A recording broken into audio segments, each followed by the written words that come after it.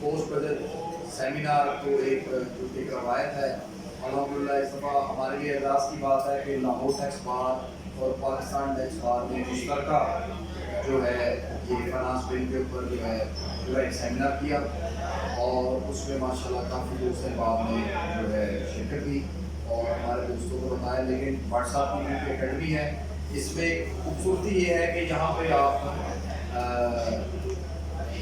Question answer session से भी अपने जो है आपको अपने आप को अपग्रेड कर सकते हैं और इसमें इंशाल्लाह ताला आपके लिए तालीम के साथ साथ आपकी प्रोफेशनल लर्निंग भी होती है। तो इस लिहाज में आपका बहुत शुक्रिया अदा करता हूँ। आपको तशरीफ लाए, कुछ दोस्तों की कमी है, नाइट टीम के दोस्तों की कुछ तादाद में काफ़ी कम है। इंशाल्लाह थोड़ी देर तक दोस्त काफ़ी आ जाएंगे। आप दोस्तों के आने का बहुत शुक्रिया। अस्सलाम वालेकुम।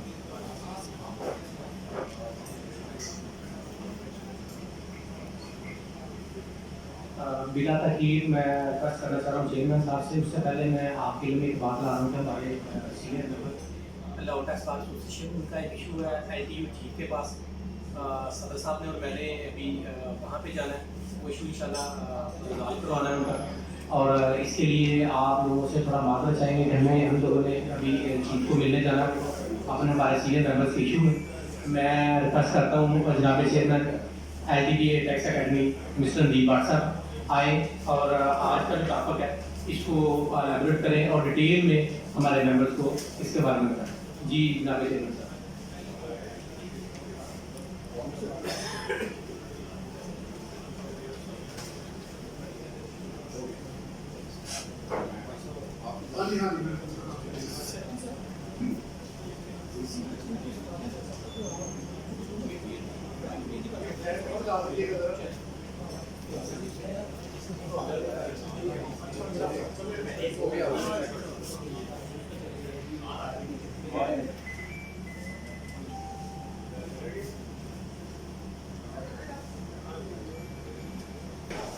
सबसे पहले तमाम लोगों को अस्सलाम वालेकुम। एज यूजुअल आपको पता मेरा एक ही सेंटेंस होता है शुरू में कि नॉलेज शेयर करने की तौफीक अल्लाह के हुक्म के बगैर तो नहीं हो सकती। और हम सब का कॉमन है कि हमने एजुकेशन में लर्निंग करना।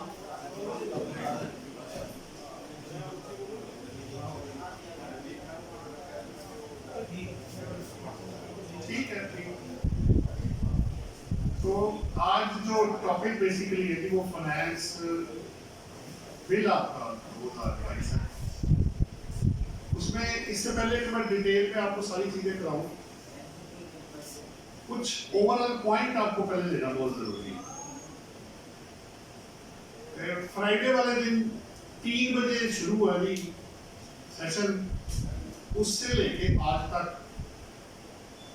मैंने इसके अलावा कुछ भी नहीं किया, यही कर रहा था। एक दफा फाइल बनी, 2 दफा बनी, 3 दफा, 4 दफा करते करते डिफरेंट जगहों से पढ़। मैं कोई एक चीज नहीं रहता सिर्फ या FBI ने दिया तो सिर्फ वही पढ़ता नहीं। मैंने कमेंट्रीज हर तरफ से पकड़नी है, देखना है जिसमें जो अच्छी अल्लाह ने हर चीज हर इंसान को उसकी क्वालिटी के साथ पैदा किया। उसके पास कोई ऐसी चीज होती है जो आपके पास नहीं होती, और जो आपके पास होती है उसके पास नहीं होती। वो आप एक्सचेंज करेंगे तो नॉलेज आपका मल्टीप्लाई होना शुरू हो जाएगा। तो शेयरिंग ऑफ नॉलेज जरूर करें। मैंने उतना पढ़ने से नहीं सीखा जितना पढ़ाने से मैंने सीखा, और शेयरिंग से सीखा मैंने, और अभी तक सीख रहा हूं। नॉलेज पूरा नहीं होता है। इससे पहले कि आप इसके अंदर 2 हिस्सों में मैंने इसको डिवाइड किया हुआ है। एक ओवरऑल 5-10 मिनट में मेरे पॉइंट्स आपके साथ शेयर करने हैं। उसके बाद 113 अमेंडमेंट्स है इसके अंदर, 1 बाय 1 करके हर एक को मैंने नंबर लगाया हुआ है और उसको लिंक भी लगा हुआ। आपको आसानी क्या होगी, आपको कुछ भी करने की जरूरत नहीं, hard work has already been done. आप क्लिक करेंगे, आप उस शीट पे पहुंच जाएंगे। आपने वापस आना है, उसको हाइपरलिंक लगा हुआ है, उसको दोबारा क्लिक करें, ऊपर आप आ जाए, तो एक ऑर्डर में चीजें चलती जाएगी। कहीं कहीं हमने डबल लिंक भी लगाए हुए हैं। मसलन अगर मैंने कोई रेट ऑफ टैक्स देखना है, मैंने असल में किया क्या है कि मैंने फाइनेंस बिल के ऑर्डर को चेंज नहीं किया, वो एज इट इज है, उसी तरतीब में एज इट इज रिप्रोडक्शन की और आगे मैं उसके आगे ले गया कमेंट्स। अब आपको करना क्या है कि उसको सिर्फ इधर आपको बिल नजर आएगा, आगे कमेंट नजर आएगा। वो जहां लगा के 2-3 शीट्स इकट्ठी हो सकती हैं, वो आगे पड़ी हुई है, उनको आपस में लिंक कर दी, ताकि देखना अगर फर्ज कर ले एक मिसाल है कि इस दफा आपको जो पॉवर्टी एलिवेशन जो हाई अर्निंग इनकम पे टैक्स लगा है, ठीक है, वो 4-5 जगहों पे गया, तो 5 दफा बताने से बेहतर एक ही जगह पे करें, सारी चीजें कवर करें और घर जाए। ये असल में मेन पर्पस। अच्छा, अब मैं आता हूँ वापस इसकी तरफ, जो टॉपिक है हमारा। तो सबसे पहले मैं आपको ये बताता चलूं कि आपने जो फाइनेंस बिल लेना है वो आपने किसी व्हाट्सएप या कहीं से नहीं लेना, वो आपने FBR की साइट वाला लेना। उसकी वजह मैं आपको बताता हूँ। मैंने भी पहले व्हाट्सएप वाला लिया, मैंने बना लिया सारा, मेरे कुछ डिफरेंसेस अंदर आ गए, मुझे समझ में आया कि मैं कुछ और कह रहा हूँ, वो कुछ और कह रहा है। तो फिर मैंने जब चेक किया तो पता चला कि कॉपी करते वक्त किसी ने कोई ड्राफ्ट जो है ना कोई दूसरा दे दिया, जबकि ओरिजिनल कुछ और कह रहा है। तो आप FBR ने जो अपलोड किया है फाइनेंस बिल, उसको डाउनलोड कीजिए। ये 5 चीजें मैंने पूरा अपने एक वर्ड सारे पढ़े, उनको मैच किया। ये 5 चीजें ऐसी हैं डायरेक्ट टैक्सेस में जो आपको व्हाट्सएप वाले में कुछ और मिलेगा, मैंने इसको रेडी कर दिया। जब आप ओरिजिनल डाउनलोड करेंगे तो वहां कुछ और आ रहा होगा। जैसे ये पहली है, ये मैंने रेड इसलिए किया ताकि आपको फौरन ही पता लग जाए कि चीज क्या हुई। जब आप व्हाट्सएप वाला लेंगे वहां एंड ऑनवर्ड्स नहीं आ रहा, ओरिजिनल निकालेंगे तो वहां पे एंड ऑनवर्ड्स यानी 2022 एंड ऑनवर्ड्स, ये हाई अर्निंग पर्संस पे पॉवर्टी एलिवेशन को दूर कर। जैसे आपको याद होगा इनकम सपोर्ट लेवी भी आया था, उसका भी पर्पस यही था। तो ये उससे मिलता जुलता है। पर्पस इसका ये है कि गरीब लोगों पे कम बोझ डाला जाए और अमीर लोगों पे ज्यादा बोझ डाला जाए, सीधी सी बात ये आ रही है। नंबर 1। नेक्स्ट है, आगे आ रही है। अच्छा, मेरे पास ये दूसरा भी आपके साथ, ये मैंने रेडी कर दिया। अच्छा, जब आप इसकी डिस्कशन हो रही थी, मैं I will not able to communicate in a better way अगर मैं उनका नाम यहाँ ना लूँ। ताहिर बादशाह साहब मेरे दोस्त हैं जी, पाकिस्तान टैक्स बार और पाकिस्तान में मेंबर भी हैं, तो मेरी उनके साथ बहुत ज्यादा म्यूचुअल डिस्कशन होती है। उनको कोई इशू होता है तो मेरे साथ डिस्कशन करते हैं, मुझे होता है तो मैं उनके साथ करता हूँ।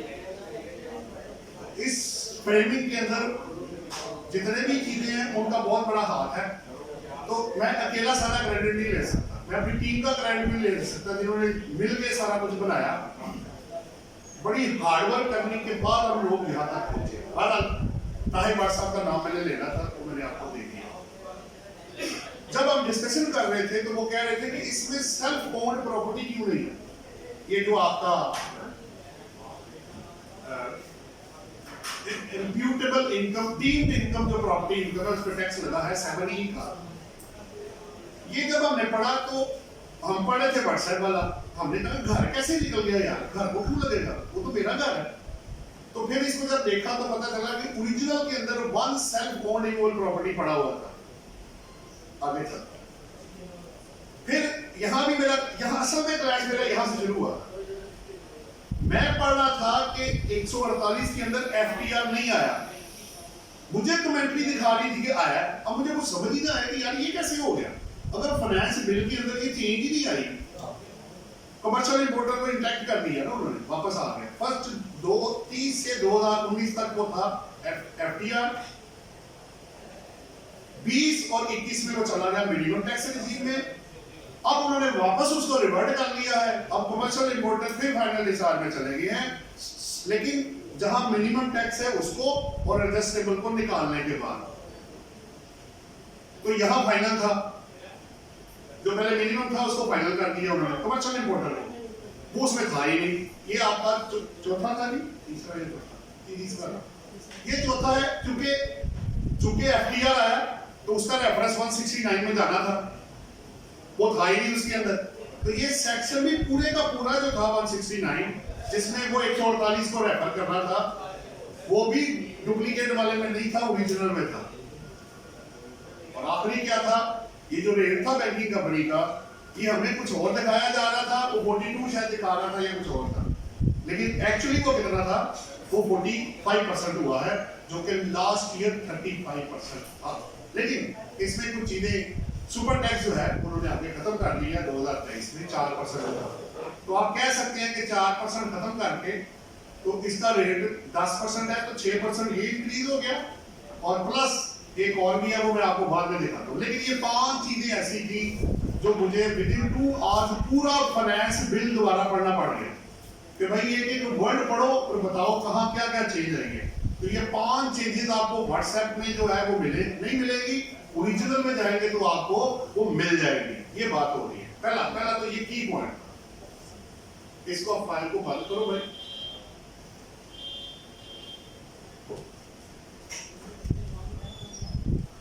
अब आप निकाल लो इनकम टैक्स वाला फाइल।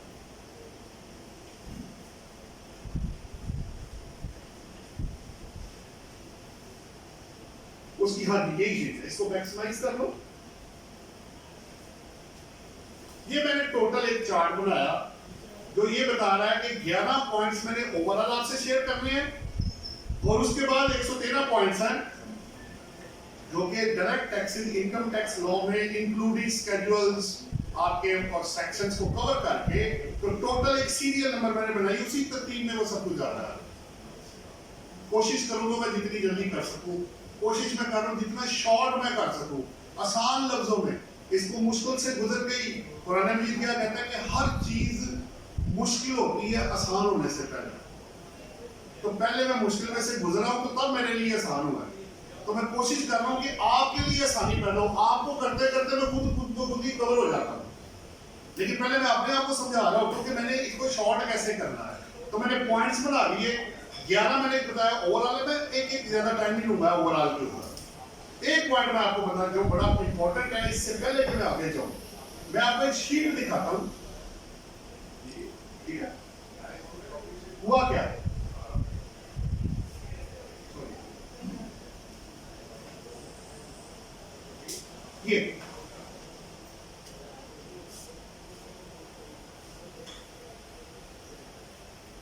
ये आपके सामने हुआ। ये था कि आपको पता है फर्स्ट अमेंडमेंट ऑर्डिनेंस आया, सेकंड अमेंडमेंट आया, फिर थर्ड अमेंडमेंट ऑर्डिनेंस आया जो 15 सितंबर 2021 में आया था।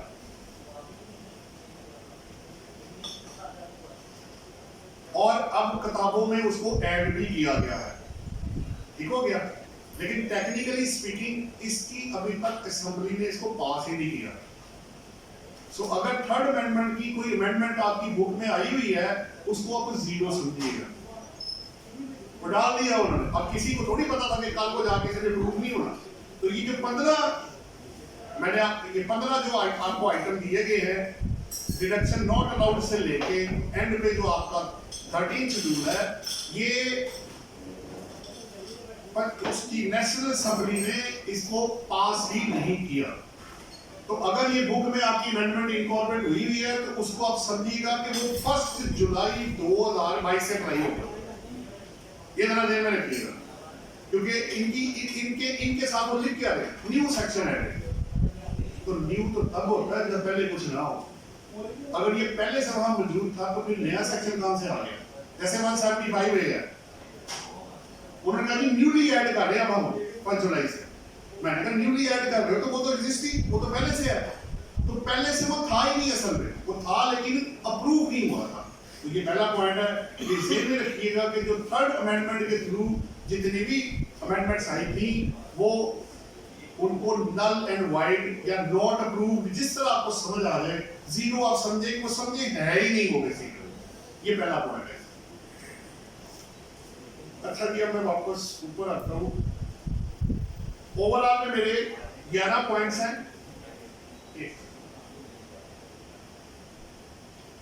एक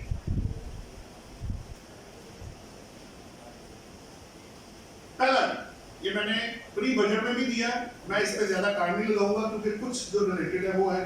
बैलेंस शीट की मैं शुरू से कहता आ रहा हूं पिछले 5 साल से, ये अपना पूरा बजट आप इसका एनालिसिस कर ले, इसमें पाकिस्तान की बैलेंस शीट नहीं नजर आ रही है। इतना लोन लिया और कहाँ पैसा इन्वेस्ट हुआ है। तो मेरी हर एक बंदे से रिक्वेस्ट है, इसको पास ऑन करें कि मुझे पाकिस्तान की सऊदी अरब की मेजर तेल खरीदता बेचता है या वो टूअर्स आपके होते हैं, उसने भी अपनी बैलेंस शीट के लिए अमाउंट 2 साल पहले रख दी थी और वो बना भी चुके होंगे। हमें 70 साल से ज्यादा हो गए हैं, हमें पता ही नहीं है कि हमने लोन कितना लिया हुआ, वो किधर और उसकी एसेट साइड किधर है, मुझे वो चाहिए होगी। वो पैसा गया किधर, वो मैं बना के दे जनाब, और ऑडिटेड बैलेंस शीट बना के दे, ताकि पता लगे कि जनाब पैसा किधर से आ रहा है और किधर जा रहा है। दूसरा, आप अपने बजट को जब एनालिसिस करेंगे, मोटी मोटी बात मैं कर रहा हूं, आपको 33% मार्कअप और लोन्स नजर आएंगे। तो ये पैसा जो जितना भी आप इकट्ठा कर रहे हैं, दूसरों के लिए कर रहे हैं या अपने लिए कर रहे हैं। तो लोन्स को जब तक आप वापस नहीं करेंगे, ये मुल्क, वरना फिर IMF, Asian bank, world bank, FATF, फिर एंटी मनी लॉन्ड्रिंग के लॉज और अदर पता नहीं क्या कुछ आपके ऊपर लग जाएगा।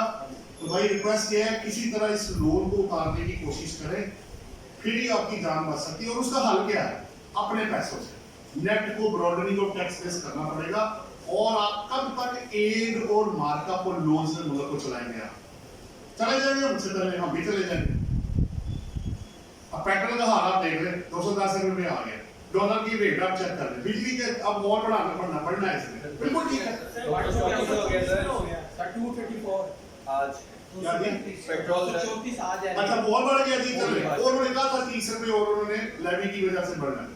चलो ठीक है, मैं सिर्फ आइडेंटिफाई करना चाहता हूँ, मैं क्रिटिसिज्म नहीं करना चाहता। उसकी जरूरत है, वो लोग काफी मौजूद है, करने वाले बहुत सारे लोग हैं। तो मैं सिर्फ आइडेंटिफाई करता हूँ कि भाई ये हो रहा है, किसी को फेवर नहीं, किसी के केस में जो है सच है तो सच बोलो है। तीसरी बात, BTV आपने बनाया था, मैंने खुद उसमें कितने केसेस थे, हमारे नोटिस इशू हुए, ब्रॉडनिंग ऑफ टैक्स बेस का, वो किधर गया भाई? वो गायब ही हो गया। तो फिर सारा बोझ अपने एग्जिस्टिंग लोगों पे डालना।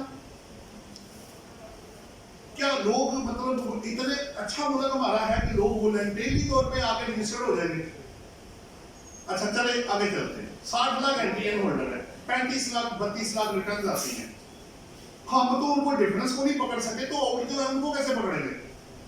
वो तरीका डिवाइस किया, पॉइंट ऑफ सेल को निकाल दे, वो तो अब शुरू हुआ, वो तो गए हैं, पकड़ा है, सारा कुछ किया है। इसके अलावा भी बहुत सारे एवेन्यूज हैं जनाब। तो BTV को मेरी रिक्वेस्ट ये है, अगर आपने मुल्क में बाकी पैसा इकट्ठा करना है, बाकी ये बजट आते रहेंगे, चीजें आती रहेंगी, क्या आप इतना पैसा इकट्ठा करते हैं कि आपका मुल्क चल जाए?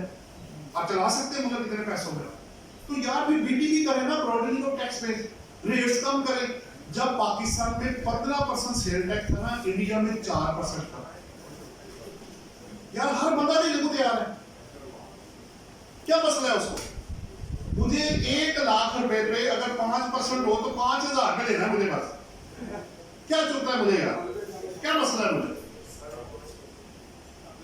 अगली सेशन यही है कि आप इनपुट आउटपुट खत्म कर दें, एक फ्लैट रेट 5% से शुरू करें और सब पे एग्जम्पशन साइड पे करें, सब पे अप्लाई करें, सैलरी क्लास को निकाल के होगी, या ऐसे आइटम जो बहुत एसेंशियल है, मेडिकल है, या ऐसे जो बहुत जरूरी है, या आपकी फोर्स से रिलेटेड ऐसी चीजें जो नागुज़ीर है, उसके बगैर नहीं है, बाकियों को 5% खत्म करें बात को, फ्लाइंग यूनिवर्सिटी पूरी खत्म हो जाएगी। मतलब क्या है? 5वां, अभी भी यही हो रहा है और पीछे भी यही हो रहा है। जैसे ही कुछ जजमेंट टैक्स पेयर की फेवर में आती है, उधर से कानून पास कर दिया जाता है। फिर ये भारत है, इसको नहीं मानते हो। तो मेरी रिक्वेस्ट FBR से ऊपर तक यही है कि अगर लोगों को कोई फेवर मिलती है तो आपकी मेहरबानी, जैसे अभी आप देख रहे हैं, मिसाल दे देता हूं आप 113(2)C में मिनिमम टैक्स को अगर वो नॉर्मल टैक्स से ज्यादा कैरी फॉरवर्ड कर सकते हैं, इस बिल में सजेशन ये है कि कैरी फॉरवर्ड ही बंद कर दें। तो जजमेंट आई हुई ट्रिब्यूनल की, लॉस केसेस में वो कैरी फॉरवर्ड नहीं दे रहे, लेकिन ट्रिब्यूनल ने जजमेंट दी कि नहीं भाई आप कर सकते हैं लॉस के केस में। अब उन्हें पता लगा कि लोग कर रहे हैं, फायदा ले रहे हैं, साथ ही उन्होंने क्या कर दिया, सजेशन दे दी कि 113(2)C फॉलो ही कर ले। फर्क कर दे उसको, चाहे वो लॉस में हो, कम टैक्स हो, कुछ भी हो, लेना ही नहीं, कैरी फॉरवर्ड ही नहीं होना इसका। 6 नंबर ये बड़ा इंटरेस्टिंग है। अभी आपको पता है कि आप कह रहे हैं कि जब शो का नोटिस इशू हो जाए बंदे को तो उसके 120 दिन के अंदर, अभी प्रेजेंट की बात कर रहा हूं, जो प्रपोज है वो तो 180 डेज हो गया, अगर मैंने आपको शो का नोटिस इशू कर दिया तो 120 दिन के अंदर मुझे आपका फैसला करना है 122 के नोटिस के बाद। तो सवाल तो ये है कि शो का नोटिस अगर मैं इशू 4 साल बाद कर रहा हूं तो मेरा टाइम तब शुरू होगा। मैंने आपको आपकी पेंडिंग पड़ा हुआ है, मैं आपको शो का दे ही नहीं रहा 122 नो कर रहे हैं आप, जो कर क्या करेंगे आप, मैं आपको दे नहीं रहा, पेंडिंग पड़ा हुआ। तो उसको इशू करने के लिए बेहतरीन सजेशन यही है कि 6 साल को रिड्यूस किया जाए। मैं नहीं चाहता कि उसकी प्रोसीडिंग में कोई प्रॉब्लम हो, लेकिन इतना लॉन्ग ड्यूरेशन जो है वो बहुत ज्यादा होता है 6 साल। आप खुद देखें क्यों 2022 में 2016 की असेसमेंटें हो रही है, तो अब आप लोगों को बुरा लगेगा, मैं क्वेश्चन करूंगा तो 6 साल से आप क्या कर रहे थे, क्या करते रहे आप लोग? इवन के टैक्स पेयर के अंदर शामिल है, वो भी कहे कि जनाब मेरी असेसमेंट करें, आप सारा बर्डन हम उन पे नहीं डाल सकते।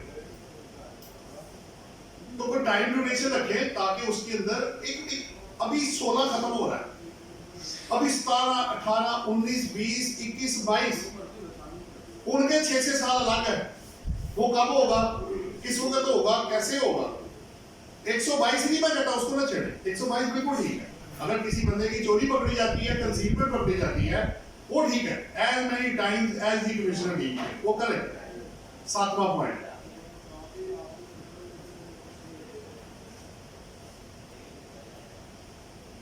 आपको पता कमर्शियल इंपोर्टर का वापस आ गया, मुझे पानी दे दीजिएगा। हेलो पानी,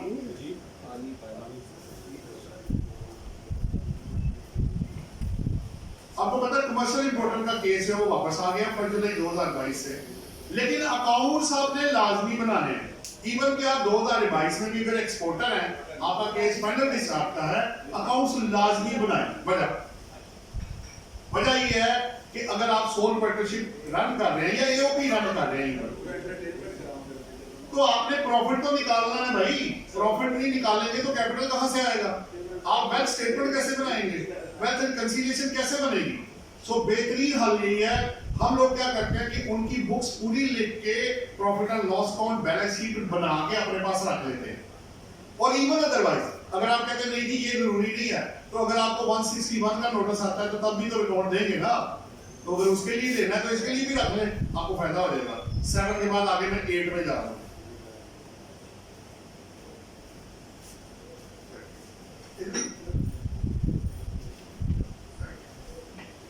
8 नंबर पॉइंट है जी आपके सामने, ये काफी दफा लोगों ने सवाल किया, मैंने अपडेट को इंप्यूटेबल जो इनकम है वो आपने सिर्फ अब सेक्शन 4C और 4B के लिए करनी है।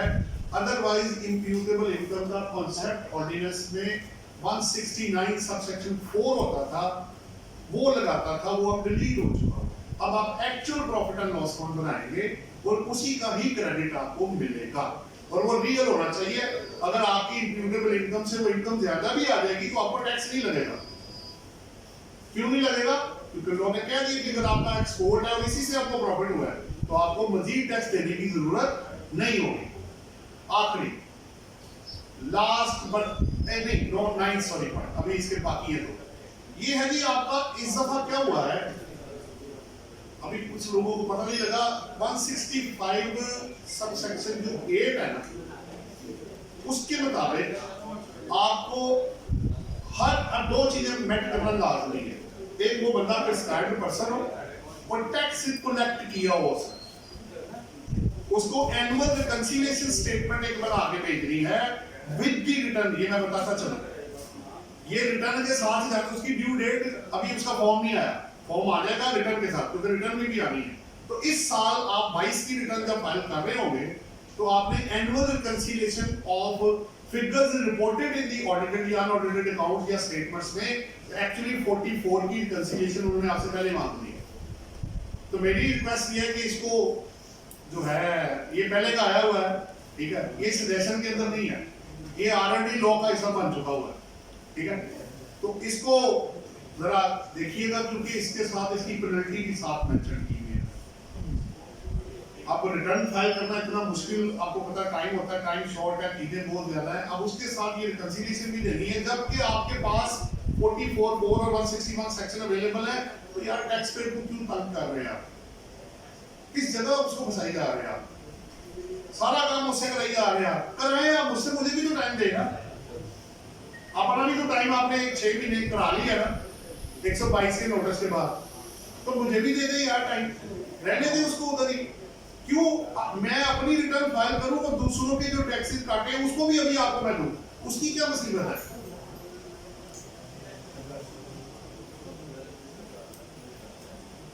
ये तो करा दिया था मैंने आपको।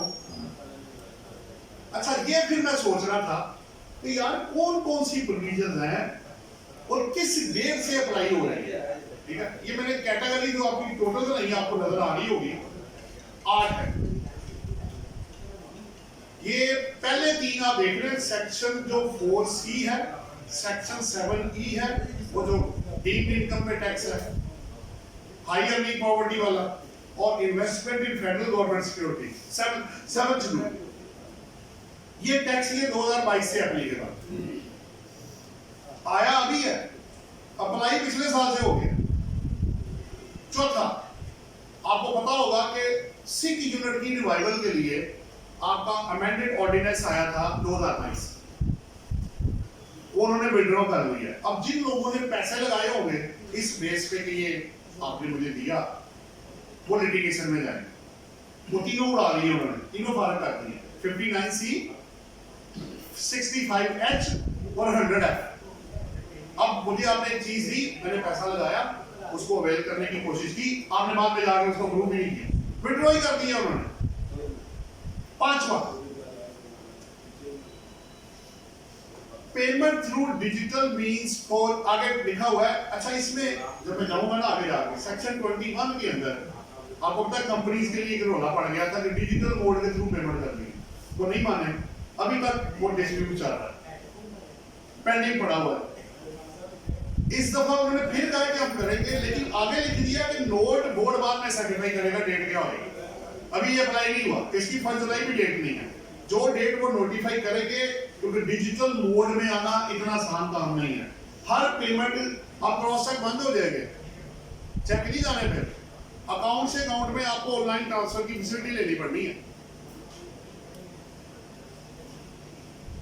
और ये जो चौथा पॉइंट आप देख रहे हैं, 2 मार्च 2022 से उन्होंने फारिग किया, बैक डेट में जाके कर रहे हैं, वो जब दिया था, जब ये आया था।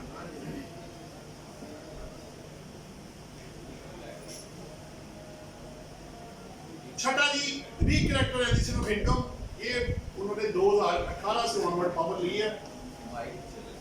आवाज नहीं आ रही? हेलो, माइक वहाँ चल रहा है सर, खुदा देखिएगा, दूर हो, ये चल रहा है। चल रहा है? सो 6 नंबर पॉइंट है जी, ये मैं आपको उधर कवर करूंगा, लेकिन इसकी जो इफेक्टिव डेट है 109 सेक्शन है, ई उसका क्लॉज है 2018 से एप्लीकेबल है।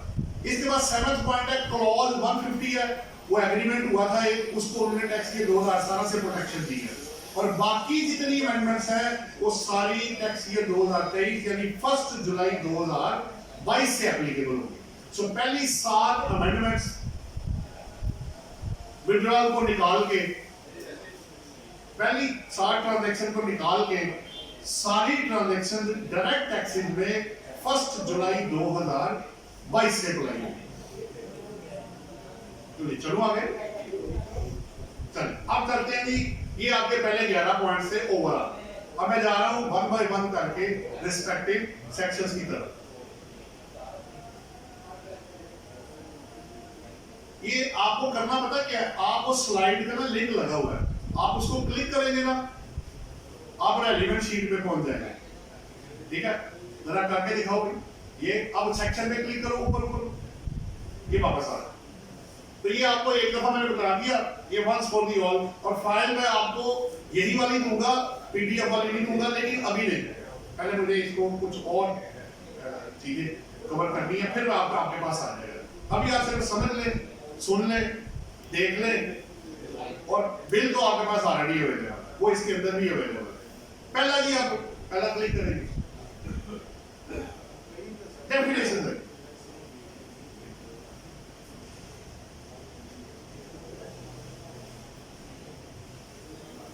ये 5 डेफिनेशन है जी आपके सामने।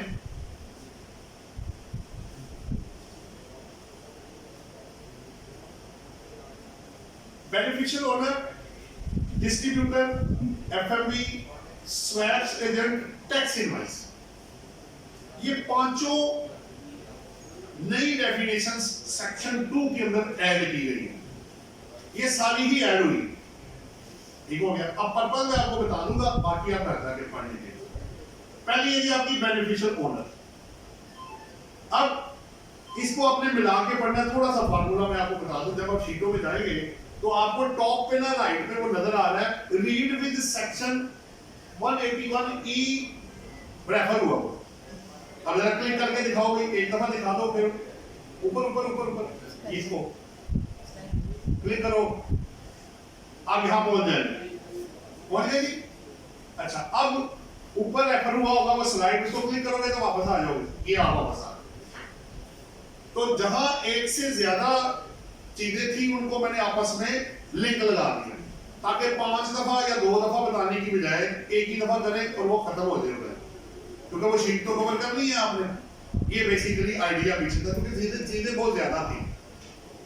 अच्छा, अब क्या है जी, पहले सबसे पहले वो स्लाइड बाद में देखेंगे, उसको इसके साथ ही आपने कवर करना है। बेसिकली हो क्या रहा है, ये डेफिनेशन ऐड की गई। अब आप चाहते क्या है, नेक्स्ट पेज पे होगी। बेसिकली ये डेफिनेशन इसलिए दी गई, आप पिछले पे होगी, बताता हूं, वापस आओ, छोड़ दो।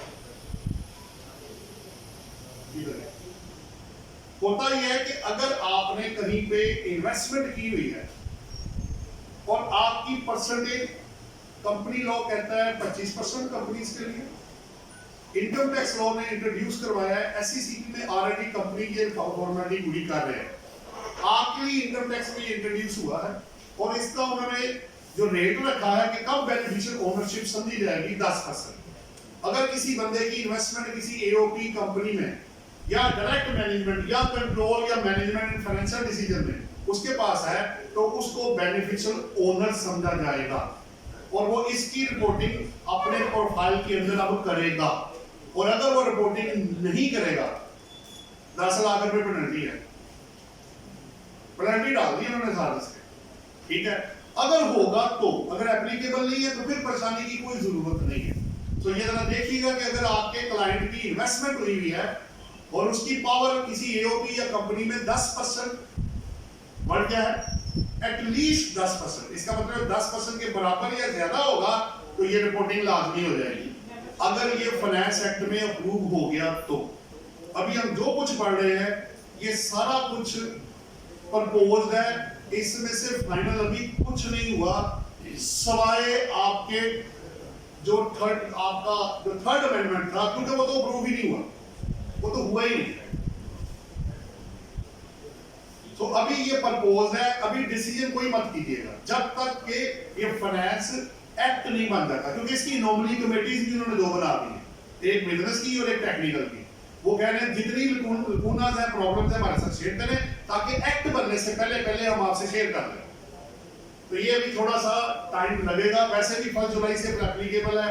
आज क्या है, पता है 16 अभी है, अभी टाइम है अवेलेबल, ताकि इसके अंदर जितनी कमी बेची है, जितने भी टेक्निकल या अदरवाइज पॉइंट है, उनको दूर करके फिर फाइनेंस एक्ट आप पे इंपोज किया जाए फ्रॉम 1 जुलाई से। अच्छा, तो अब रिपोर्टिंग मुझे क्या करनी है, वो लिंक मैंने इसलिए लगाया, अब आपने अपने प्रोफाइल के अंदर जाके अगर ये अप्रूव हो जाता है तो अगर आप बेनिफिशियल ओनर हैं तो उसकी रिपोर्टिंग आपने इनकम टैक्स को भी करनी है। बस ये बात हो रही है। अब वो क्या है वो देख रहे हैं आप, क्लिक कर दिए इसके ऊपर, ये आपके पास है, इसको मैंने उसके साथ रेफर किया कि कंपनी और एओपी क्या करेगी कि अपने जो चेंजेस या चेंज आएगी या जो भी है उसमें रिपोर्ट करना है। और तीसरे नंबर पे देखिए क्या लिखा हुआ है, a penalty of 1 million is proposed for each default. बड़ी खतरनाक सिचुएशन है। इतना तो शायद टैक्स नहीं भरना होगा या इन्वेस्टमेंट ना हो कि जितनी इसको पेनल्टी लगा दी है आपने, बहुत हैवी किस्म की पेनल्टी है ये, ठीक है। और तीसरा क्या है कि कंपनीज एक्ट के अंदर जो ऑलरेडी कंपनीज हम कर रहे हैं, कुछ कंपनीज की रिपोर्टिंग जहां होता है हम करते हैं, वो एससीसीपी की रिक्वायरमेंट है, वहां उन्होंने बेनिफिशियल ओनर किसको कहा 25%।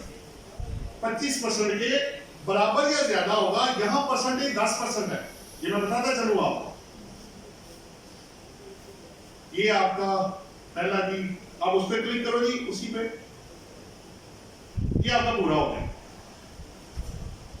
नेक्स्ट है आपके पास कोर्ट डिस्ट्रीब्यूटर, यानी कि पीछे थे,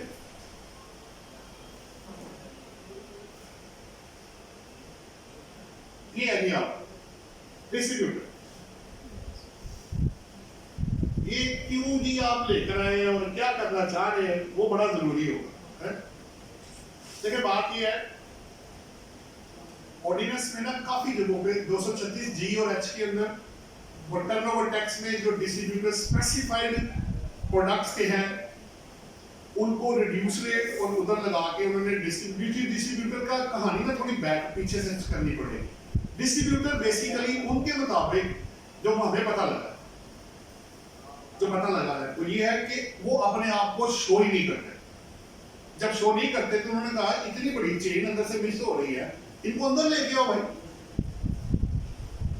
तो उन्होंने क्या किया कि डिस्ट्रीब्यूटर, एक तो ऑब्वियसली सेल टैक्स में तो ऑलरेडी आपको पता है कि डिस्ट्रीब्यूटर को विदाउट एनी लिमिट के सेल टैक्स में रजिस्टर्ड होना लाजमी है। Section 14 of the sale tax act, किन लोगों को रजिस्ट्रेशन रिक्वायर्ड है। Distributor is there without any limit के, लेकिन इधर कुछ नहीं हो रहा था। उन्होंने कहा लाओ यार इन लोगों को, पहले डिस्ट्रीब्यूटर की डेफिनेशन डालो, ये स्लाइटली डिफरेंट है सेल टैक्स से, ये भी बताता चलो। तो उन्होंने कहा जी अगर आप खरीद के चीजें बेचते हैं किसी एरिया में, इंपोर्टर के या मैन्युफैक्चरर के, तो आप डिस्ट्रीब्यूटर। तो करना क्या मैंने, अब अगर आप इसमें आगे हैं, ऑब्वियसली रिड्यूस रेट है, जो कुछ नहीं है। एक और पॉइंट मैंने नहीं आपको बताया, सेक्शन 2 में जब कोई डेफिनेशन डाली जाती है अनलेस अदरवाइज स्पेसिफाइड, सेक्शन 2 शुरू किससे होता है, अनलेस रिपुग्नेंट इन द कॉन्टेक्स्ट। पूरे ऑर्डिनेंस के लिए यही डेफिनेशन चलेगी, जैसे इंप्यूटेबल इनकम तो पूरे ऑर्डिनेंस के लिए। लेकिन सवाल यह है कि उसका यूजेज सिर्फ सेक्शन 4C और 4B के लिए रह गया, अदरवाइज नहीं है वो, क्योंकि 169(4) जो सबसेक्शन है वो 2004 या 7 से वो डिलीट हो चुका हुआ है, जो कहता था कि आप इंप्यूटेबल इनकम कैलकुलेट करें, उसका क्रेडिट लेगा।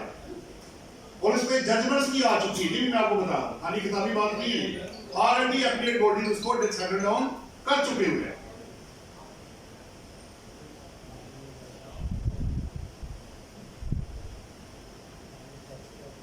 अब होना क्या है, असल बात ये क्यों करना चाह रहे हैं, वो इसलिए कि अब अगर आपको याद हो तो 21 सेक्शन में एक अमेंडमेंट की गई थी कि अगर आपने अपने कमीशन डिस्ट्रीब्यूटर को कमीशन दी और अगर वो एटीएल में ना हुआ तो वो कमीशन आप उसको दे ही नहीं सकते, और एक लिमिट से ज्यादा उसको दे नहीं सकते। तो उनको नेट में लाने के लिए, इनकम टैक्स के नेट में, सेल टैक्स में तो आ गया ना, उसने कह दिया कि आप रजिस्ट्रेशन लाजमी है, तो वो चाहती है कि इनकम टैक्स में भी लोग अंदर आए, और इनकम टैक्स जो बनता है वो ड्यू शेयर मतलब उसको दे आप। और क्या करना है उन्होंने, नेक्स्ट है जी फेयर मार्केट वैल्यू, ये पहले से अवेलेबल थी, सेक्शन 68 में अवेलेबल है।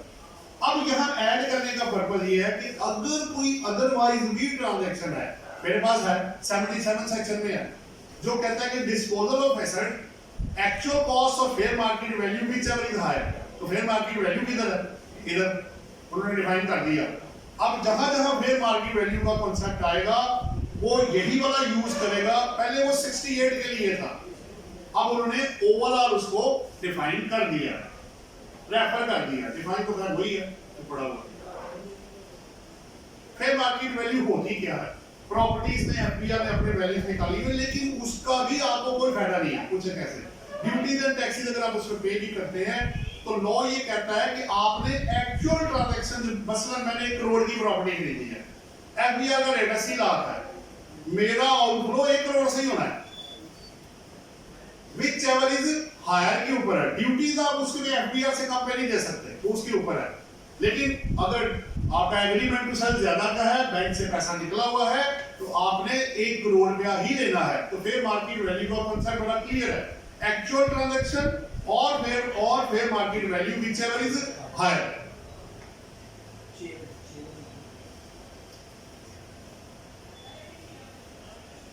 नई टर्म आ गई है जी आपकी, synchronise withholding administration and payment system agent या स्वैप्स एजेंट। ये क्या है, ये क्या बना है भाई, ये क्या आ गया इतना बड़ा नाम?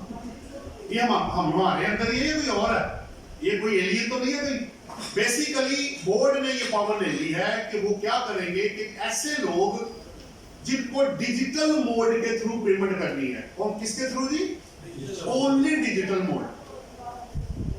उसको वो कहेंगे भाई तुमने जो टैक्स काटना है, जमा कराना है, तुमने स्वैप के तौर पे रजिस्टर्ड होना है और डिजिटल मोड के थ्रू कमिश्नर को पेमेंट करनी है। और अगर तुमने ना की तो फिर साथ पेनल्टी डाल दी, फिर वही इनवॉइस की तरह। अगर आप नॉन कंप्लायंस ऑफ लॉ करेंगे the penalty is being there. अभी इसको कुछ नहीं उन्होंने बताया, जिसको वो कहेंगे वो swap agent tax digital mode के थ्रू काट के। अच्छा, आप पहले कहते थे ना सीपीआर ले ली, कंप्यूटराइज्ड पेमेंट थी, अब स्वैप पेमेंट रिसीट आ जाएगा, क्रेडिट उसी तरह मिलेगा, सब कुछ उसी तरह ही है। प्लस उन्होंने ये कहा कि अगर कोई कंप्लायंस नहीं करेगा तो उसको क्रेडिट और एग्जम्पशन उस बंदे की स्वैप एजेंट की खत्म कर देंगे। अब इसको मिला के किसके साथ पढ़ना है वो देखें, ऊपर मैंने रेफर किए हैं 164A, ठीक है, और साथ पेनल्टी मैंने नीचे आपको लिख दी है, आप उसको 182 सेक्शन में जाके देख सकते हैं। अब रेफर कौन कौन से हुए? 164 है, 164 और 99। अच्छा जी, पहले 164A को क्लिक करो। ये वो पेमेंट कहता है जी कैसे होना है, वो मैंने आपको बता दी, डिजिटल मोड के थ्रू जाएगा, ठीक है, स्वैप का। आपको पहले सीपीआर मिलता था, अब एसपीआर मिलेगा, फर्क सिर्फ इतना सा, बाकी सब कुछ उसी तरह ही है। तरीका, करेक्शन, वो देखिए, CPR shall replace with SPR, बस।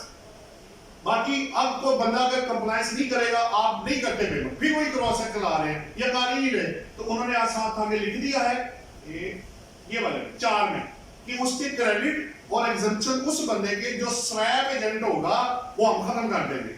लेकिन इसका नुकसान उस बंदे को नहीं होगा जिसका कटा होगा, उसको क्रेडिट पूरा मिलेगा। वो उन्होंने साथ आगे 5 में क्लियर कर दी। और इसके अलावा अगर इसमें चीज स्पेसिफाई नहीं है, बेसिकली विदहोल्डिंग एजेंट को 2 क्लास में डिवाइड किया जा रहा है, एक स्वैप एजेंट होगा, एक अदरवाइज होगा। जो स्वैप बन जाएगा वो डिजिटल मोड के थ्रू करेगा और अदरवाइज वाला जिस तरह चाहता है वो कर लेगा। ये असल में मेन क्रक्स जिसे आप कहते हैं ना, तो भाई क्या बला आ गई है इधर से, ये क्या करने जा रहे हैं आप। अल्टीमेटली मुझे जो लगता है डिजिटल मोड ने आना तो है, आज नहीं आएगा कल आएगा। उसकी वजह के अकाउंट से अकाउंट में ट्रांसफर होगा, आप किसी दूसरे का चेक नहीं मुझे दे सकेंगे, ना वो जमा होना है ना मैंने लेना है। और अगर मैं ले भी लूंगा तो वो ट्रांजैक्शन इनडिविजुअल हो जाएगी, वो लीगल ट्रांजैक्शन से बाहर निकल जाएगा। बेसिकली बात ये हो रही। और वो क्या चाह रहे हैं, पैसा तो पैसा ही है भाई। अच्छा, अब पीछे आते हैं, इसके साथ दूसरा भी कवर कर लेना। एक 164A था जी, हेलो। अब 262B पे क्लिक करो और लेके जाओ मुझे 164 पे, उससे अगले उससे जो कनेक्टेड है। ये सर्टिफिकेट ऑफ कलेक्शन और डिडक्शन, जो बंदा स्वैप होगा वो या तो स्वैप की रिसीट दे दे या सर्टिफिकेट दे दे, पेमेंट का प्रूफ मुझे चाहिए होगा। और वो पेमेंट का क्रेडिट उसी तरह ही मिलेगा जिस तरह आपको सीपीआर का मिलता है, और इसके अलावा कुछ नहीं है इसके अंदर। अच्छा, अब आप आ जाओ, वो नीचे आया हुआ है स्लाइड, क्या लिखा हुआ है, ठीक है, ये ऊपर आ गया। अब आप आ जाओ 199 स्लाइड पे, पेनल्टी पे। वो वैसे मैंने आपको करा दी है, उसको करने की बजाय आप इसको क्लिक करें, ये नीचे पड़ी हुई है, कितनी पेनल्टी है उसको क्लिक करो भाई, हेलो नीचे। अब ये पेनल्टी है 50,000 है जी फर्स्ट 7 दिन का, फिर आपका 1 लाख रुपए सेकंड डिमांड अगले 7 दिनों का, और 50,000 EB का अगर आप सेकंड के बाद ट्रांजैक्शन में, यानी आप आप इसकी कंप्लायंस नहीं कर रहे, मौका दिया जाएगा आपको। पेनल्टी ऑब्वियसली शो कास्ट के बगैर आप पेनल्टी किसी को अपॉर्चुनिटी ऑफ बीइंग हर्ट के बगैर तो होता ही कुछ ना। आपकी रेगुलर डिमांड है, ना पेनल्टी है, ना डिफॉल्ट सरचार्ज है, कुछ भी नहीं हो सकता। पर मुझे मौका ही नहीं मिला, मुझे पता ही नहीं है ये कहां से आया, तो कैसे आप डिमांड मुझसे मांग सकते हैं? तो ये चारों आपस में कनेक्टेड थे। मैंने इस तरह किया कि बजाय मैं उधर जाऊं तो आप कंफ्यूज हो जाए कि ये क्या आ गया, तो ये चारों को मैंने कनेक्ट करके एक ही जगह पे आपको दे दिया। चले जी, अब आप नेक्स्ट शीट में आ जाए। सिंक्रोनाइज वाला हो गया ना? अच्छा आगे चल। ये टैक्स इनवॉइस, ये मैंने आपको, ये भी उसी तरह ही है। इसमें आप नीचे देखें, मैंने लिंक सेक्शन के रेफर किए हैं 237 से 237 बी और 182 उसी तरह ही है। अब ये हुआ क्या है, इन शॉर्ट कर लेते हैं बात, टाइम तो क्या गुजर ही जा रहा है। सेल टैक्स के अंदर आपको पता है 22 से लेकर 26 तक 25-26 तक इनवॉइस जो है वहां पे अवेलेबल है। अगर इनवॉइस प्रिस्क्राइब्ड नहीं होगी इनपुट नहीं मिलेगा। यहां पे उन्होंने जो लोग जिनको इंटीग्रेशन होनी है उनके लिए सेल जब उसने करनी है वो विदाउट इनवॉइस के नहीं कर सकता। पहला प्रिंसिपल उन्होंने ये बनाया। अब अगर सेल की किसी बंदे ने और अच्छा की इनवॉइस तो बनाई, इनवॉइस जो है वो बनी नहीं सही, उस पर कोड सही नहीं है, डेट सही नहीं है, अमाउंट सही नहीं आ रही, फटी हुई है, वो एलिजिबल नहीं है, उसको भी साथ उन्होंने पेनल्टी इंपोज कर दी है। तो जिस तरह सेल टैक्स में उन्होंने पेनल्टीज लगाई थी पॉइंट ऑफ सेल वालों को, इधर भी काफी आ गई। इंटीग्रेशन ही पेनल्टी, रिकॉर्ड ही मेंटेन किया पेनल्टी, रजिस्टर्ड ही हुआ पेनल्टी। जो जो नॉन कंप्लायंस करेगा उसके मुताबिक उन्होंने 4-5 पेनल्टी जिसकी तरह सेल टैक्स में से उठा के वो इनकम टैक्स में भी लेके आ गए।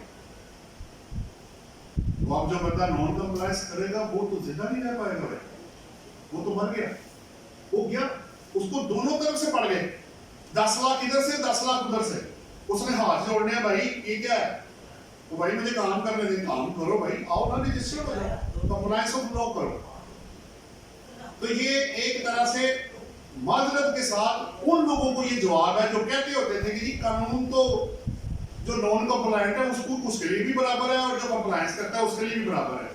ये उन लोगों के लिए जवाब है जो आज से 10-15 साल लोग कहते थे ना मैंने टैक्स नहीं दिया, मैं भी उसी तरह हूं, और ये दे रहा है ये भी उसी तरह है। अब जवाब लोग है, पहले नारे लगाए ना, बढ़ के लगाई, अब हवा निकल गई सारी। अब अगर आप पकड़े गए तो सिर्फ वही बंदा बीच में से निकलेगा जो जेन्युइन टैक्स पेयर होगा, वरना नहीं निकलता वो यहां से। कारोबार गया अब जनाब, जेन्युइन बिजनेस नहीं वो कर पाएगा, सीधी सी बात है ये, इसमें कोई दूसरी मेरे पास ऑप्शन ही नहीं है। अब बचेगा वही जो सही काम करेगा, जो कंप्लायंस करेगा, सीधी सी बात है, इसमें कोई दूसरी ऑप्शन नहीं है। बाकी कोई अपने रिस्क एंड रिवार्ड पे करता रहे तो उसका अपना मसला है, वो मेरा मसला नहीं है।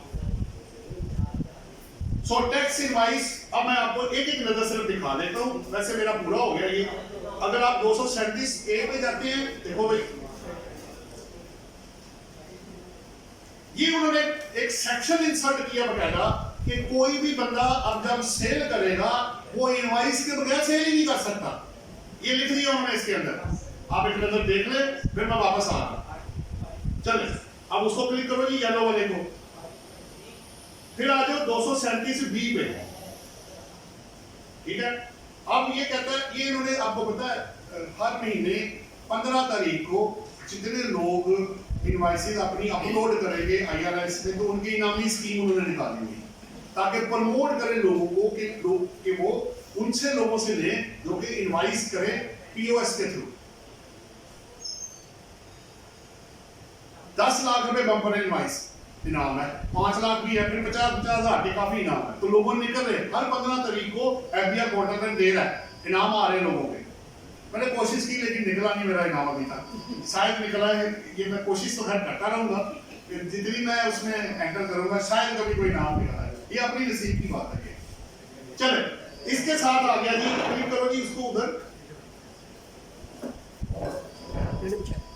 182 वो पेनल्टी है ना। अब पेनल्टी देखिए जी क्या होगा, non issuance of prescribed invoice क्या कहते हैं जी, 5 लाख रुपए है या 200% of the amount of tax involve whichever is higher. उधर जब मैंने स्वैप की कंप्लायंस उसकी नहीं की तो मुझे उन्होंने 10 लाख पेनल्टी लगाई। मैंने इनवॉइस की नॉन कंप्लायंस की, मुझे 5 लाख रुपए या 200% of tax payable whichever is higher. तो 500 मिनिमम हो गया ना, सीधी सी बात है, 5 लाख तो पड़ गया। ये आपके कनेक्टेड थे इनवॉइस से। अब उसको नीचे वाले को क्लिक करो जी। अब हम जाएंगे आगे टैक्सेबल इनकम। ये खत्म हो गया जी। ये जी बेसिकली इस लॉ इस सेक्शन में ये लिखा हुआ था कि टैक्सेबल इनकम के डिफरेंट सेक्शंस थे, तो उन्होंने कहा सेक्शन लिखने की बजाय हम चैप्टर लिख देते सारे कवर हो जाएगा। बजाय मैं 1 2 3 4 5 लिखूं तो मैं को अंडर दिस चैप्टर जो आएगा वो सेपरेट ब्लॉक में जाएगा। ये बेसिकली उससे कनेक्टेड है और इसमें कुछ नहीं है। बजाय कि इंडिविजुअल चीजें लिखते कलेक्टिवली लिख दिया उन्होंने। Tax on high earning person for, अब ये भी देखें ऊपर मैंने 4 5 और 7, अगर आप इधर कर लेते हैं तो चौथे शेड्यूल में कवर हो जाएगा, 5वां भी कवर हो जाएगा और 7वें के अंदर भी एक अमेंडमेंट आपकी कवर हो जाएगी। ये 4C है क्या बेसिक सुपर टैक्स है, आपको पता है पीछे आया था 4B। उसके बाद अब ये tax on high earning person for poverty alleviation, income support levy की तरह करना क्या है। जिस टैक्स पेयर की इनकम 300 मिलियन से ज्यादा होगी उसको 2% टैक्स ना इन एडिशन टू जो भी टैक्स निकलेगा ये अलग से पे करना है। That's all. अब चाहे वो इंश्योरेंस कंपनी है, बैंकिंग कंपनी है, अदरवाइज कंपनी है, ठीक है, अगर उसकी, लेकिन शर्त क्या है कि मेरी जो टैक्सेबल इनकम है, देखिए हाई 300 मिलियन थोड़ी अमाउंट नहीं है भाई, हैवी अमाउंट है, हर बंदा इसमें नहीं आएगा। सो उनको एक बात हो, अब कैलकुलेशन कैसे करनी है इसमें इनकम, जैसे एग्जैक्टली इसका तरीका वही है जो सेक्शन 4B के अंदर था सुपर टैक्स के अंदर, एनटीआर की इनकम, एफटीआर की इनकम, लेकिन इसमें ब्रॉड फॉरवर्ड लॉसेज और डेप्रिसिएशन आपको नहीं मिलेंगे। इसका तरीका अपना है, ये अपने तरीके से कैलकुलेट करेंगे और कैलकुलेट करके अच्छा अब वो इंप्यूटेबल इनकम का कॉन्सेप्ट जो मैंने आपको कहा था वो देख लें, वो इसके अंदर है, ये 4C है। सो इंप्यूटेबल इनकम जो सेक्शन 2 में डिफाइंड है वो only for super tax 4B और ये पॉवर्टी एलिवेशन के लिए जो टैक्स है सिर्फ इसके लिए इस्तेमाल होना है, अदरवाइज और कुछ नहीं है उसका। उसके अलावा क्या है इसके अंदर, ये भी कवर हो गया आपका। अच्छा इसमें एक और पॉइंट, ये टैक्स ये 2022 से एप्लीकेबल, ये आगे नहीं आएगा। अब इसमें लिटिगेशन होगी, जो भी होगा वो अपनी जगह पे। आप आज लॉ पास कर रहे हैं बैकडेट के लिए, तो सब्सेंटिव राइट को आप टैक्स पेयर का इस तरह नहीं ले सकते आप, लेकिन बारह देखते हैं अब इसका क्या होता है, फेट के आगे होगा तो बात की बात है। और इसमें 5 चीज, टैक्स आपने विद रिटर्न जमा कराना है, ये अलग, ये नहीं होगा कि मैं बाद में दे दूं तो ऐसे कर। उसके अलावा कलेक्शन एंड रिकवरी वो उसी तरह ही करेंगे, रूल्स वो नोटिफाई कर देंगे इसके जो भी करने हैं। तो ये बेसिकली अच्छा अब वो पॉइंट वो वाले भी लेंगे ताकि आपका 4th और 5th शेड्यूल इधर ही, उसमें 4th और 5th में ये दो एक अमेंडमेंट आई है कि उन कंपनीज पे भी 4C लग गया है अगर उसकी टैक्सेबल इनकम 300 मिलियन से ज्यादा होगी। अच्छा उसको क्लिक करो जी, अब 4th और 5th को एक नजर दिखा दो कि 4C के बारे में उधर क्या लिखा हुआ है। ये 4th आया आपके सामने, इधर एक मिनट शुरू में था उधर था पीछे था, ये ऊपर 4th है वो राइट टॉप राइट, ये जी ये आप देख सकते हैं कि 4th शेड्यूल में 4C सिर्फ उसका रूल उन्होंने लग किया, बाकी रिटो कॉपी है कि जो सुपर जो क्या कहते हैं पॉवर्टी एलिवेशन टैक्स है वो आपके सामने लिखा हुआ है कि वो ये कंपनीज भी जो कि 4th शेड्यूल में फॉल करती हैं, जो कि आपकी वो एक्सट्रैक्शन या इंश्योरेंस कंपनी है, इंश्योरेंस कंपनी जो है वो भी पे करेगी। इससे अगली शीट पे आ जाओ 5th है, वो भी कवर हो जाएगा। ये आगे आपका 5th आ गया, ये एज इट इज ही उन पे भी चला गया है। अब 7th में आ जाओ, आगे जाओगे, आगे ये ओके, आगे बस ये पीछे ये वाला, ये आपकी बैंकिंग कंपनी है जी, इसमें भी 4C उसी तरह ही एप्लीकेबल होगा।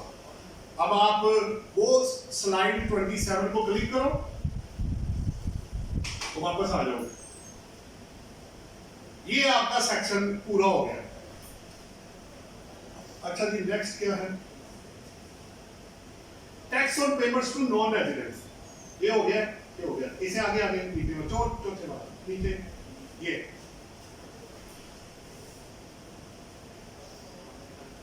नॉन रेजिडेंट के लिए ये चार आपको चीजें नजर आ रही है। फी फॉर मनी ट्रांसफर, ये पाकिस्तान सोर्स इनकम जो नॉन रेजिडेंट की होगी वो इन चार ट्रांजैक्शन पे 10% टैक्स पे करेगा और वो उसके लिए फाइनल डिस्चार्ज हो जाएगा।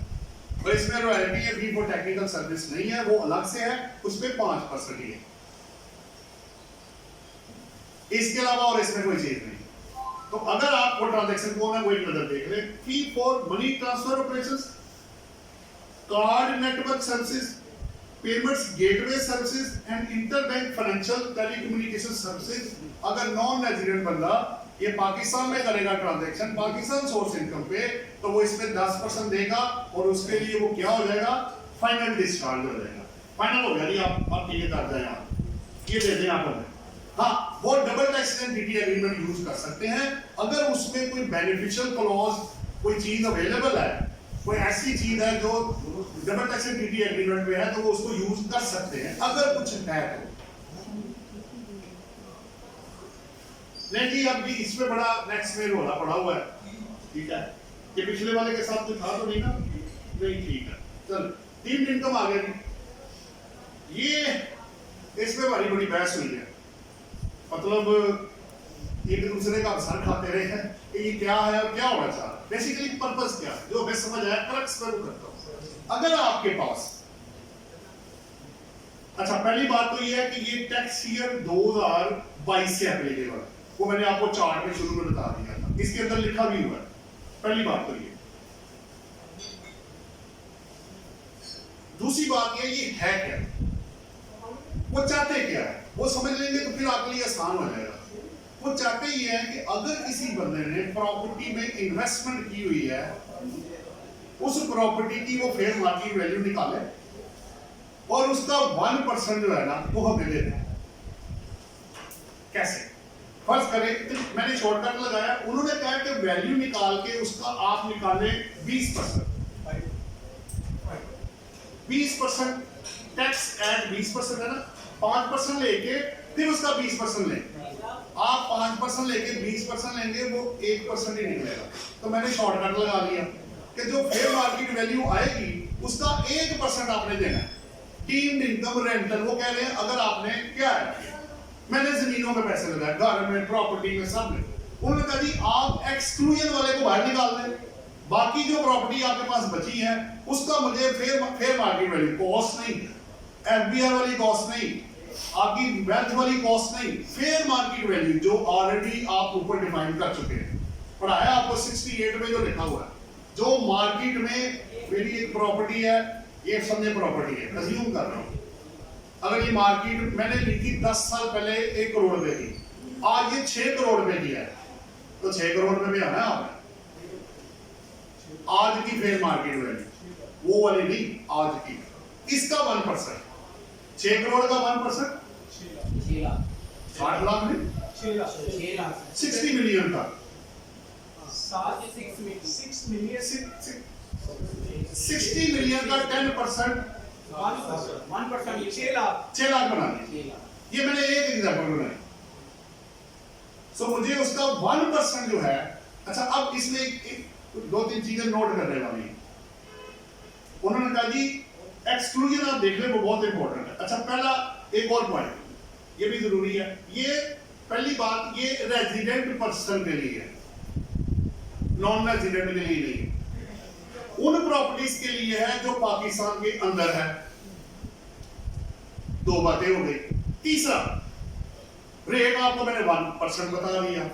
चौथा, आपने इसमें से एक्सक्लूजन बाहर निकालनी है। एक्सक्लूजन किधर है? ये आपकी आगे, ये आपकी 1 2 3 4 5 6 और 7, ये 7 एक्सक्लूजन है। इन चीजों को आप बाहर निकालेंगे तो बाकी जो बचेगा उसका आपने 1% लेना फेयर मार्केट वैल्यू का, और अच्छा ये है डीम्ड इनकम, उसको रेंट समझा जाएगा ना, वो जो आप देंगे 1% डीम्ड रेंट पर टैक्स देना है। क्यों भाई? वो कहते हैं कि लोग जमीनों पर पैसा लगा के कारोबार नहीं करते, पैसा कमाते हैं, कैपिटल गेन वैसे ही एग्जाम्प्ट है, हमें कुछ मिलता ही नहीं है। तो लोगों को डिस्करेज करने के लिए कि वो नॉन प्रोडक्टिव इन्वेस्टमेंट से पैसा बाहर निकाले और प्रोडक्टिव जगह पे लगा के तो पैसा कमाए, तो हम टैक्स नहीं लगाएंगे, क्योंकि ये मूवेबल एसेट्स में नहीं है, ये इमूवेबल प्रॉपर्टी की बात हो रही है। तो उसको डिस्करेज करने के लिए लगाया गया है। अब निकलना क्या क्या है? आपका अपना घर जाती, आपका सेल्फ बिजनेस ओन जो है वो निकलेगा, आपकी वो प्रॉपर्टी जिसकी फेयर मार्केट वैल्यू 25 मिलियन से ऊपर नहीं जाएगी वो भी निकल जाएगी, फेडरल और प्रोविंशियल गवर्नमेंट को भी निकाल दिया। आपने वो डीएनएफबी के साथ जो बिल्डर और डेवलपर रजिस्टर करवाया वो भी निकल जाएगी प्रॉपर्टी। और आखिरी है, अगर आपने रेंट पे प्रॉपर्टी दी हुई है और रेंट पे टैक्स ज्यादा बनता है सेक्शन 15 में, सो रेंट पे टैक्स या ये वाला tax whichever is higher, ये ऐसा में क्वेश्चन मार्क आ गई। अब सवाल सिर्फ दो ऑब्जेक्शन है, फिर क्लोज हो जाएगा।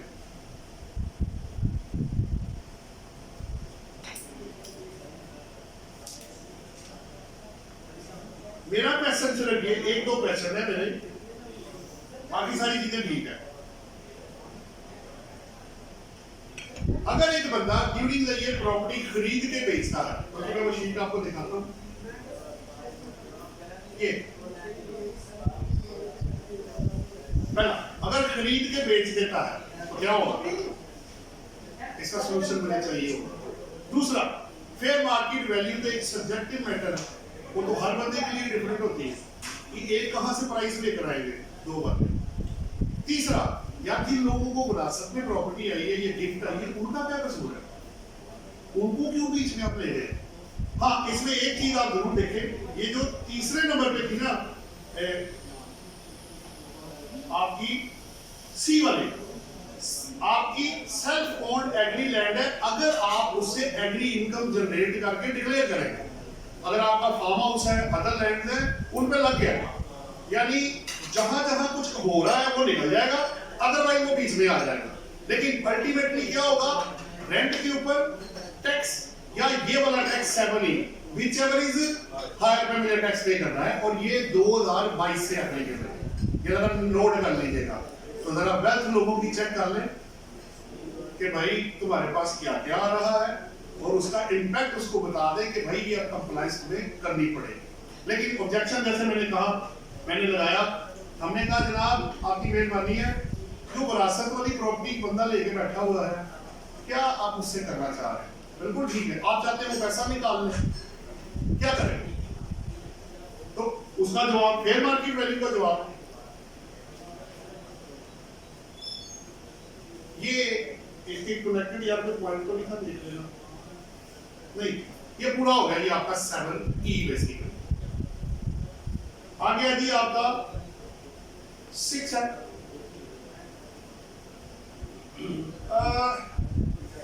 वो आपको पता 7E फाइनल टैक्स है। अच्छा, यहां एक पॉइंट भी मैंने आपसे शेयर किया, 7E से कनेक्ट। एक तो 8 आपको पता बताता है कौन कौन से फाइनल डिस्चार्ज वाले हैं, तो 7E फाइनल टैक्स है। अब सवाल पता क्या है? वो ये है, मैंने 7E कैलकुलेट किया 10 लाख रुपए। रेंट पे मेरा टैक्स, जो सिर्फ रेंट की बात हो रही है, मेरी एक रेंटेड प्रॉपर्टी है जिसकी मुझे टैक्स मेरा बनता है 2022 में 25 लाख रुपए, ठीक हो गया।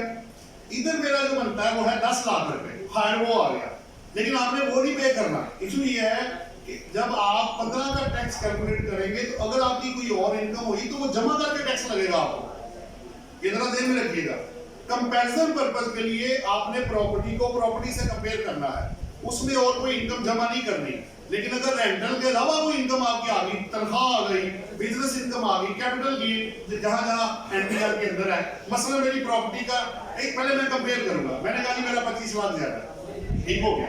अगर तो 7E ज्यादा हुआ, ये अलग हो जाएगा, और बाकी इनकम में आप टैक्स दे देंगे, वो ठीक है, वो दोनों जमा हो जाएंगे। अगर मेरा रेंटल वाला ज्यादा हुआ 7E के अलावा 15 सेक्शन वाला, तो उसके अलावा अगर कोई इनकम होगी तो वो दोबारा आके ऐड होगी, और ऐड करके जो टैक्स बनेगा आप वो वाला जमा कराएंगे। लेकिन कंपैरिजन अदर इनकम के बगैर करना है, क्योंकि प्रॉपर्टी को प्रॉपर्टी से कंपेयर करना है, रेंटल के साथ होगा, टोटल के साथ नहीं। कभी भी डिसिमिलर चीजों का कंपैरिजन नहीं होता। डॉक्टर को इंजीनियर के साथ कंपेयर नहीं किया जा सकता। एक अल्लाह के हुक्म से बदन ठीक करता है और एक अल्लाह के हुक्म से मशीनें ठीक करता है या बनाता है, जो भी करता है। तो दोनों के कैरेक्टरिस्टिक डिफरेंट है। मैं टोटल इनकम के टैक्स को यहाँ नहीं वर्ड यूज किया, लीगल भी वर्डिंग है। वहां जो वर्डिंग है रेंटल इनकम के साथ कंपेयर करना है, टोटल के साथ कंपेयर नहीं करना।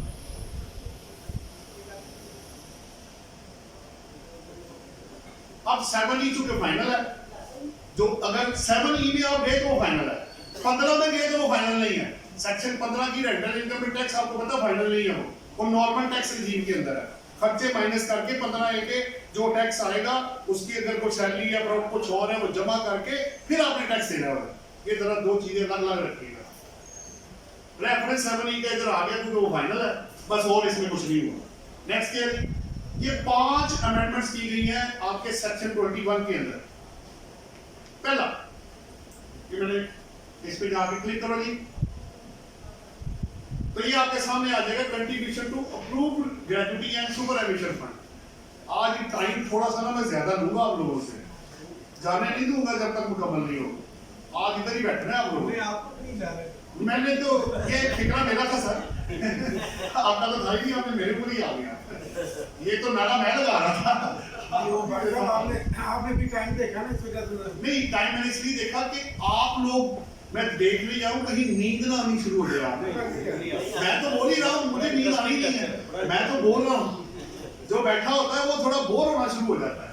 तो आपको पूरा मौका मिलेगा इंशाल्लाह ताला। मेरी कोशिश है कि मैं आज इसको एक दफा आपको गो थ्रू इसमें से गुजार दूं आप लोगों को, बाकी इम्प्रूव होगा तो फिर एक्ट को बाद में देखते हैं।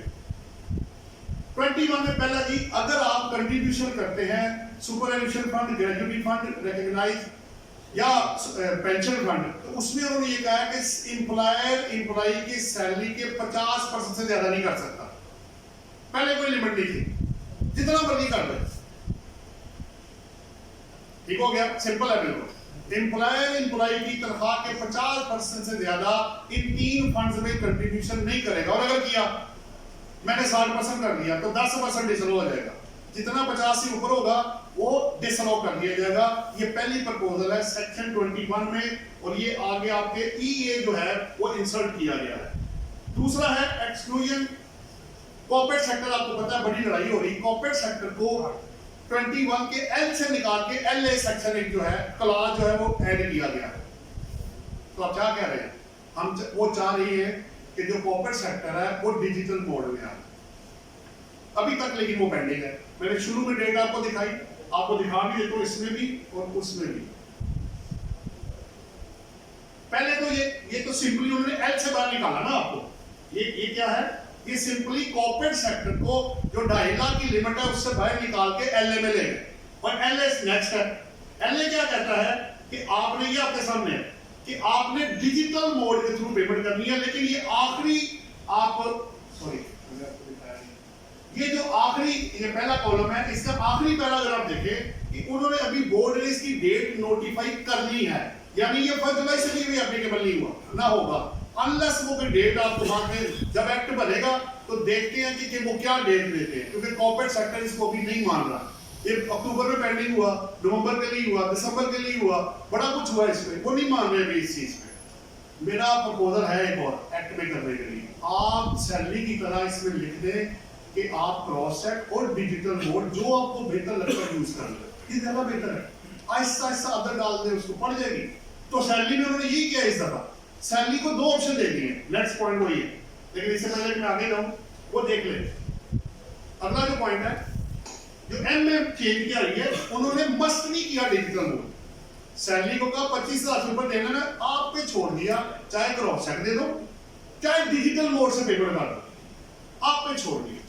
और एंड नहीं है अंदर जरा, ठीक है, ऑप्शन दिया आपको, यहां ऑप्शन नहीं है। अच्छा, पिछले में एक मसला है, इसमें एक इशू है, लिमिट 2.5 लाख से बढ़ा के 10 लाख कर दी है। एक हेड ऑफ अकाउंट में अगर पेमेंट 10 लाख रुपए से ज्यादा होगी तो तब वो इनडिविजिबल हो जाएगा LA पर्पस के लिए। लेकिन एक बड़ी जबरदस्त चीज है जो मैं आपसे शेयर जरूर करना चाहूंगा, क्योंकि मेहनत काफी की है, मैंने कोशिश की है कि मैं आसान कर सकूं इसको।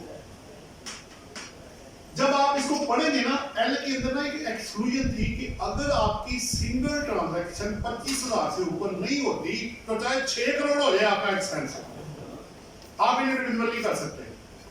आप यहां देखेंगे कि वो नीचे कॉपी नहीं हुआ, इस कंपनी को नीचे उन्होंने एक्सक्लूजन दी नहीं उसकी, वो L के अंदर अवेलेबल है 25,000 सिंगल ट्रांजैक्शन वाला, इसके अंदर नहीं है। लिमिट 2.5 लाख से 10 लाख हो गई है, लेकिन इसका मतलब क्या है? इसका मतलब ये है कि अगर मेरा 25,000 से नीचे वाली ट्रांजैक्शन भी 10 लाख से ऊपर चली गई जमा करके, तो वो भी गया, वो भी। अब मैं एक दुकानदार से मैं दूध का डब्बे लेता हूं हर रोज डेली बेसिस पे, वो डिजिटल मोड एक्सेप्ट करेगा? वो छोटी पेमेंट्स को तो यार नहीं देते, आप डालते हैं उसको, इधर क्या मसला है? आप एक एंटरटेनमेंट का एक्सपेंडिचर कर रहे हैं, किसको मैं डिजिटल मोड क्रॉस चेक भी लोग लेते हैं, आप डिजिटल मोड को पकड़ के बैठे हुए हैं। बड़ी ट्रांजैक्शन में बिल्कुल ठीक है, वहां होता है। अच्छा एक चीज बताए मुझे, कल को आप मुझे कि तनख्वाह भी डिजिटल मोड से दे तो लेबर का क्या करना है? वो तो पढ़ा लिखा बंदा ही नहीं है, उसके पास चेकबुक नहीं है, साइन नहीं करने आते, वो बैंकों में धक्के खाएगा जाके क्या? Is it so? आपकी मेहरबानी है, कोई प्रैक्टिकल चीज को भी देखा करें। बिल्कुल ठीक है, वेरीफाई करें आप, मैं नहीं कहता चीजें वेरीफाई ना हो, लेकिन जहां जहां उसको छूट मिल सकती है और लेजिटिमेट उसका है और वो सही कह रहा है, उसकी बात माने आप। मेरा एक केस में जी 1 करोड़ रुपया मेरा डिसअलाउ हो गया है, और डंके की चोट पे बंदे ने डिसअलाउ कराया। कैसे? उसने पैसे दिए हैं कैश में, जब 15,000 रुपए की लिमिट थी, वहां मिनिमम तनख्वाह 18,000 रुपए है। मैंने कहा लेबर को, ये हमें पहले से पता था, मैंने कहा भाई क्रॉस चेक दो, व्हाट्सएप मेरी फैक्ट्री बंद करा दी है तुसी। उन लेबर तो मुंह नहीं लगाती, कैश चाहिए भाई कैश, पूरा 1 करोड़ रुपए हमारा डिसअलाउ हो गया, खुद कराया हमने। भाई ठीक है, नहीं कर सकते भाई, हमने फैक्ट्री नहीं बंद कर, मैंने कहा ये 1 करोड़ डिसअलाउ होगा, कहता जी करने दे इसको, मैं नहीं कर सकता क्रॉस चेक, अब 25,000 की लिमिट हुई हुई है। तो जब लिमिट ही 18,000 थी तो मैं उसको 15,000 कैसे दूंगा? फिर ईओबी और उनको सोशल सिक्योरिटी वालों को क्या कहूंगा? एक नई चीज खुल जाएगी। तो कुछ चीजें प्रैक्टिकल लिमिटेशन होती है, उसको जरूर कवर करवा दे। लेबर को जरूर, पहले ट्रेडिंग कोड आइटम पे ये अप्लाई नहीं होता था, या लेबर को आपकी लेबर, या फिर एक काम करें इस लिमिट को बढ़ा दे, इस 25,000 को ना को 50,000 तक ले जाए, ताकि लेबर क्लास इसमें से निकल जाए। ऐसे कर ले, कोई मसला नहीं है। Where there is a will, there is a way। अगर आप चाहते हैं जी मैंने हर चीज को नहीं निकालना, हर चीज को नहीं छोड़ना, तो कोई बात नहीं, लिमिटेशन लगा दें। लेकिन जेन्युइन चीज को कोप अप करने के बाद, चलो जी ये आपके, अच्छा अब आ जाए, जैसे पॉइंट ऑफ सेल वालों को उधर पकड़ा, इधर नॉन इंटीग्रेशन वालों को ये कहा है कि अगर आपको इंटीग्रेशन रिक्वायर्ड थी, आपने नहीं करवाई, वो पेनल्टी को अपनी जगह पे इनकम टैक्स टैक्स पे आपको 10% एक्सपेंडिचर भी डिसअलाउ कर देंगे। नया आर प्रपोज हो गया है। सो 73 जैसे अभी को कह रहा था जी 60% डिसअलाउ हो रहा है, तो वो अपनी जगह पे है, ये अपनी जगह पे है। इतना आसान नहीं होगा इसकी कंप्लायंस करना। अब कोई बंदा खुद कारोबार करे तो उसको पता लगेगा कि भाई क्या हो रहा है मार्केट में। अगर मैं खुद एसी में बैठ के बातें सिर्फ कर रहा हूँ और मुझे पता ही नहीं कि लोगों को प्रॉब्लम क्या है, तो मैं किस तरह का कानून बनाऊंगा? आपको थोड़ी बिल्कुल अनोमली है, सब कुछ है, आप लोगों की बात सुने। मैं ये नहीं कहता सबको छोड़ दे, ये मैं हरगिज नहीं कहूंगा। जहां टैक्स बनता है आप ले, बिल्कुल ले आप, लेकिन जहां जेन्युइन चीज है, जैसे एक बंदे को पॉइंट ऑफ सेल रिक्वायर्ड ही नहीं है, तो यार उसको तंग ना करे ना, उसको क्यों बीच में ला रहे हैं? जिसका बनता है उसको पकड़े, बिल्कुल लेकर आए आप। ले जी नेक्स्ट है मेरे पास, इससे कनेक्टेड या देखना कोई और तो नहीं था, ये थे बस पांच, ये 21 पूरा हो गया।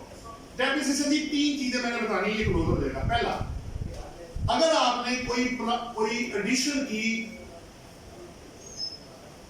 अपने फिक्स एसेट्स में, बैलेंस शीट में, डेप्रिसिएबल एसेट्स में, तो पहले वो क्या करते थे कि जिस साल में आप एडिशन करते थे 50% से ज्यादा आपको डेप्रिसिएशन नहीं देते। ये 1 साल ही हुआ बस, पिछले साल में वापस रिवर्ट हो गया पीछे। और जिस साल में डिस्पोजल करेंगे उस साल में भी 50%, उससे ज्यादा नहीं मिलेगा। उन्होंने अब क्या प्रपोज किया, ये लिमिटेशन खत्म कर दें। जिस साल में परचेज हो पूरे साल की डेप्रिसिएशन दे, और जिस साल में डिस्पोजल करें कोई डेप्रिसिएशन ना दे। ये दो बातें तो ये होगी।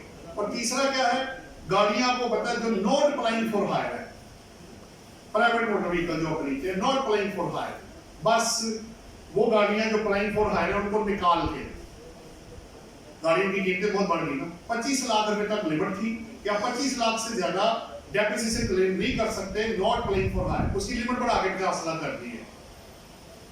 तीन बातें।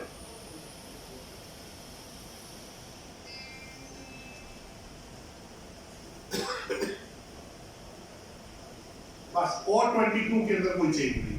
आगे मैं जा रहा हूं, अब अपने क्वेश्चन नोट कर लीजिएगा साथ साथ, अगर कोई होगा तो बाद में मुझसे कर लीजिएगा। एक दफा अपने इनिशियल अलाउंस थी, ये बड़ा इंटरेस्टिंग पॉइंट है, थोड़ी सी 2 मिनट होगा। बिल्डिंग और स्ट्रक्चरल इंप्रूवमेंट पे रेट ऑलरेडी थर्ड शेड्यूल में खत्म हो चुका था, लेकिन सेक्शन 23 ये कह रहा था कि वो एलिजिबल डेप्रिसिएशन रेट है, अब एसेट है, आगे रेट ही नहीं है। लेकिन इंटरेस्टिंगली आपको एक चीज बताऊं, इनकम टैक्स रिटर्न अभी भी उसके ऊपर इनिशियल लॉस लॉ कर रही थी, अब चेक कर लीजिएगा। तो हम उसकी रिवर्सल डाल देते थे क्योंकि रेट तो है ही नहीं। अब उसको बराबर करने के लिए उन्होंने क्या किया है, क्योंकि शेड्यूल तो चेंज हो गया हुआ है, वहां रेट है ही नहीं डेप्रिसिएशन का बिल्डिंग पे, वो प्लांट एंड मशीनरी पे है। तो सेक्शन को इक्वल फुटिंग पे लाने के लिए बिल्डिंग को एलिजिबल डेप्रिसिएबल एसेट की डेफिनेशन से बाहर निकाल दिया, और कुछ नहीं किया।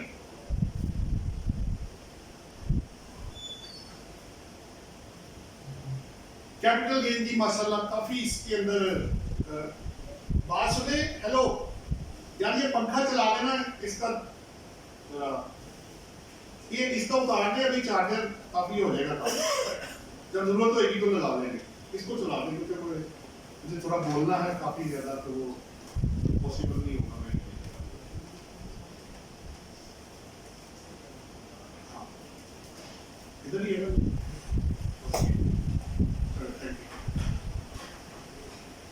कैपिटल गेन जी बड़ा इंटरेस्टिंग है जी, आपको पता है कभी 4 साल, कभी 5 साल, कभी कुछ, इस दफा भी यही है, एक नई चीज लेकर आए हैं। उन्होंने सेक्टर मुल्क को देखते हुए प्रॉपर्टी को 3 हिस्सों में डिवाइड कर दिया। ये 1 जुलाई 2022 से अप्लाई होगा। अगर आपके पास फ्लैट है तो 2 साल बाद आपका रेट 0% होगा, अगर कोई आप गेन लेते हैं।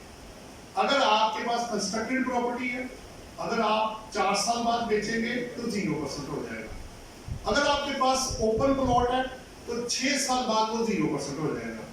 ये 3, अब एक की जगह 3 आ गए। मैं रेट आपको दिखाता हूं, ये देखिए, ये आप देखते हैं चौथे में, अगर आप देखते हैं तीसरे में फ्लैट में 0% है, नजर आ रहा है जी, तीसरे कॉलम में एंड वाले में। अगर आप चौथे में आए हैं तो चौथे में आगे देखेंगे तो कंस्ट्रक्टेड प्रॉपर्टी 0 हो गया है, और जब आप क्या ओपन प्लॉट में जाएंगे तो 6 साल बाद वो 0 हो गया। पहला पॉइंट तो ये है, यानी 2 साल बाद, 4 साल बाद, 6 साल बाद 3 स्लैब आ गए, 3 कैटेगरीज आ गई, पहला पॉइंट। दूसरा, इनके रेट्स जो है ना ऊपर आना 15% से सबके शुरू होंगे और कम होते जाएंगे। ये देखिए, अगले पे 7.5 हो गया, उधर हाफ हो गया, उसका 10 हो गया, कंस्ट्रक्टेड का 12.5 उसका हो गया, और आगे जाके करते करते अल्टीमेटली उन्होंने उसको 0 कर दिया। ठीक हो गया जी। ये आपका इमूवेबल, ये इमूवेबल प्रॉपर्टी की बात हो रही है, इसको किसी दूसरे के साथ मिक्स मत कीजिएगा।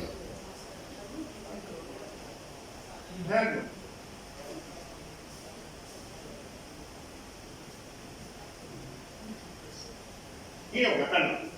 3 कैटेगरीज होगी जी। अच्छा, इसमें जो वर्ड है ना वो लिखा हुआ है प्रॉपर्टीज डिस्पोज इन पाकिस्तान। जो आउटसाइड पाकिस्तान है ना वो इसमें शामिल नहीं है, उनको ये बेनिफिट नहीं मिलेगा, वो फ्लैट रेट के ऊपर जो भी होगा चाहे। तीसरा पॉइंट क्या है, आपको याद होगा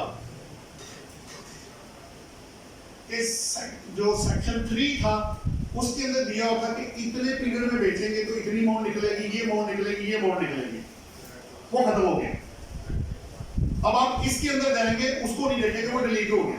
वो पीरियड वाला जो अमाउंट आप निकालते थे ना, आपको बेनिफिट मिल जाता था कि अमाउंट निकाल के फिर इधर आप आते थे, वो क्वेश्चन अंदर खत्म हो गया, क्योंकि वो सब सेक्शन वहां से 3 डिलीट हो गया। नंबर 1 ये भी हो गया। फिर आपको याद होगा कैपिटल एसेट्स के अंदर अदर देन सिक्योरिटीज और इनवेंटरी प्रॉपर्टी है, अगर आप 1 साल बाद बेचते थे तो 25% एग्जेम्प्ट होता था, वो एग्जम्पशन भी गई, वो नहीं, अब वो भी उन्होंने वहां से डिलीट कर दी, वो सेक्शन उन्होंने डिलीट कर दिए। 3 बातें हो गई। चौथा, आपको याद होगा इसके अंदर ना 4A सब सेक्शन था जो ये कहता था कि अगर फर्ज करें विरासत में कोई एसेट आया है या गिफ्ट हुआ है या अदरवाइज रेवोल्यूशन या लिक्विडेशन पे आया है, तो जब आप उसको बेचेंगे तो उसकी जो फेयर मार्केट वैल्यू है वो आप लेस करेंगे कि कैपिटल गेन निकालने के लिए, वो 4A हो गया डिलीट। लेकिन इसमें एक इंपॉर्टेंट चीज ये है कि बड़े सालों से ये रिकमेंडेशन आईकैप भी दे रहा था कि ये डुप्लीकेशन है 79 सेक्शन की, तो 79 सेक्शन ऑलरेडी इन तमाम चीजों को कवर करता है, इसलिए आप 4A को खत्म कर दें। 2-4 साल ये पेंडिंग पड़ा रहा, इसलिए परेशान होने की जरूरत नहीं। हमारे मुताबिक अगर 4A खत्म हुआ है तो नॉन रेकग्निशन रूल 79 सेक्शन में पड़े हुए हैं, आपने गेन या लॉस उसी तरह निकालना है जैसे आप पहले निकालते थे। फर्क ये है कि टैक्सेबिलिटी करने का तरीका मुख्तलिफ हो गया। प्लस ये भी था कि 2 साल के अंदर गिफ्ट बेचेंगे तो वो टैक्सेबल हो जाएगा, वो भी साथ निकल गया इसमें से। ये थे जी आपके 37 से रिलेटेड सेक्शन, ओनली 37। अच्छा रेट भी आ गया, वो भी हो गया।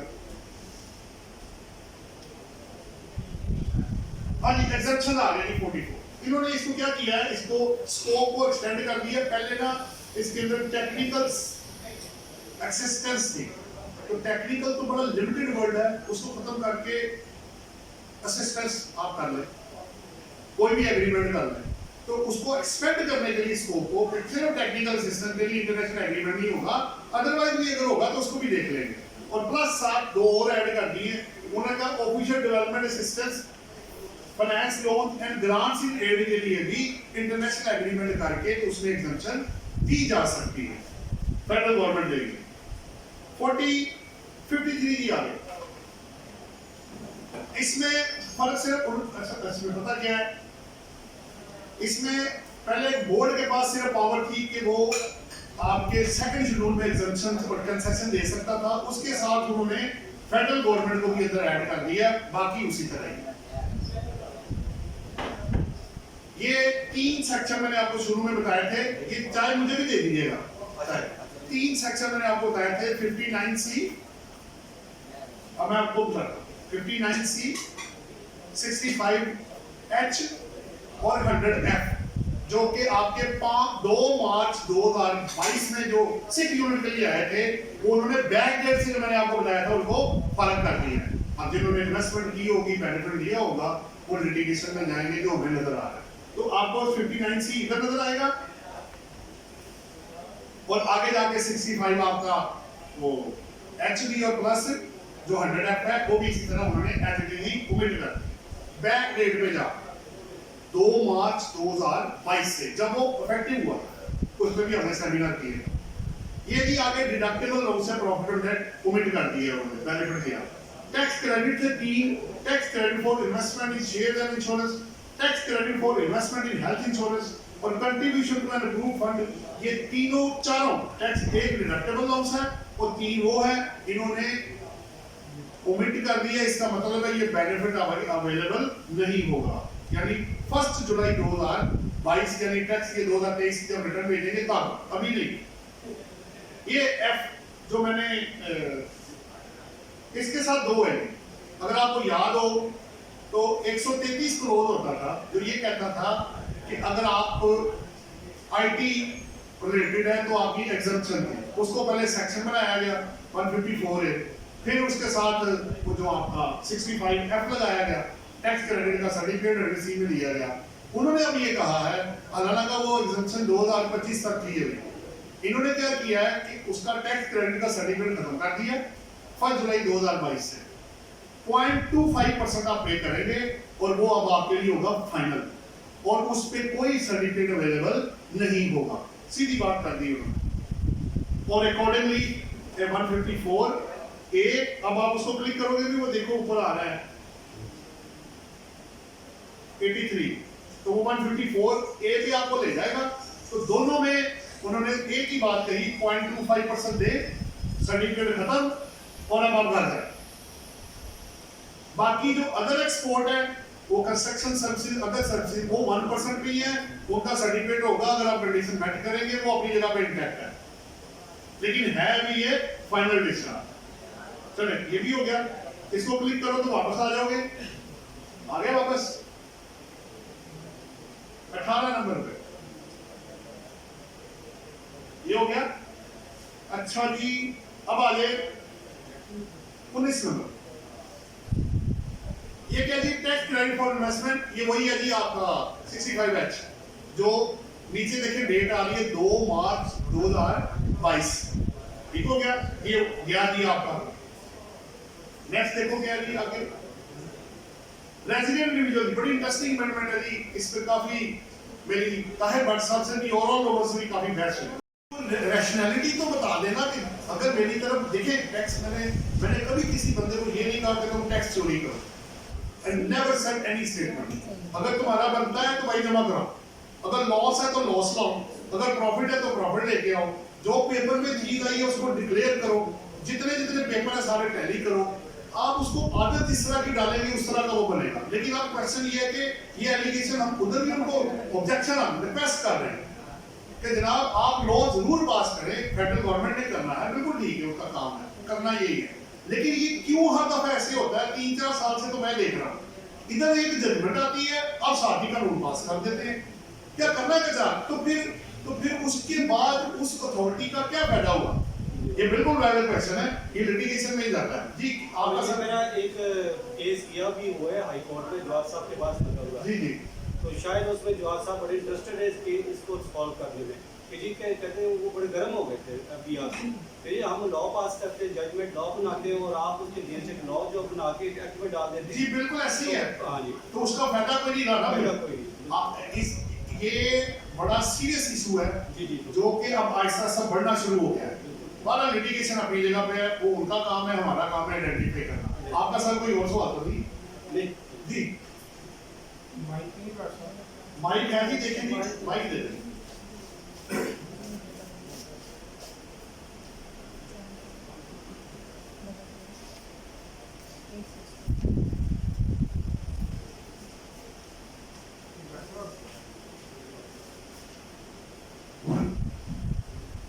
ये जो भी बात हो रही है ना कि एफबीआर जो है वो प्रेसिडेंट के अगेंस्ट लॉ पास करना,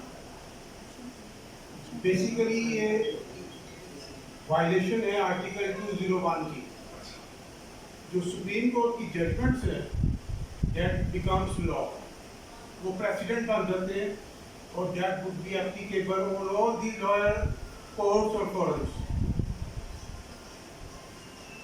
इसी तरह 189 के मुताबिक ये भी वायलेशन है कि अगर कोई हाई कोर्ट या कोई जजमेंट पास करता है और उसके अगेंस्ट कोई लॉ बनाया जाता है, क्योंकि जो लॉ होता है वो जरूरी नहीं है कि वो पार्लियामेंट के लिए पास किया गया हो। लॉ जो है वो सुप्रीम कोर्ट या हाई कोर्ट जो है वो सेटल करता है, और वो लॉ जो होता है वो एप्लीकेबल होता है, और ये for whole of the world है। ये ऐसा नहीं है कि अगर कोई लॉ पास बन जाता है हाई कोर्ट सुप्रीम इसमें कोर्ट एक मैं ऐड कर देता हूँ आपको, उसमें इंटरप्रिटेशन ऑफ लॉ जो है मैं वही करने वो जा रहा हूँ आपके कोर्ट्स का काम होता है। मैं वही गुजारिश करने जा रहा हूँ कि ये जनरल क्लासेस एक्ट की भी वायलेशन है, as well as interpretation of statutes. Interpretation of statutes ये पाकिस्तान की लॉ बुक्स नहीं है, ये ब्रिटिश की है, अमेरिकन लॉ बुक्स की है, इंडियन लॉ बुक्स की है। सोर्सेज ऑफ लॉ बहुत बड़ी चीज है, ये बहुत बड़ी चीज बहुत है। बड़ी चीज है। तो ये जो एफबीआर कर रहा है ना, बेसिकली ये कोर्ट्स का मजाक बना रहा है। ये कोर्ट की नौकरी में चला जाता है कि ये कैसा है तो जो भी लॉ बनता है उसके अगेंस्ट वो उसको मतलब जो है इसका तो मतलब साफ ये नजर आ रहा है कि इंटरप्रिटेशन आप खुद कर रहे हैं। जी उन्होंने जो इंटरप्रिटेशन की वो किधर गई? जी वो किधर की अब ये देखिए ना अभी रिसेंटली ये जो 214A में भी आप बता रहे हैं जी। कि आप क्या कहता है किसी भी वक्त जा इसी वक्त कर लेता हूँ।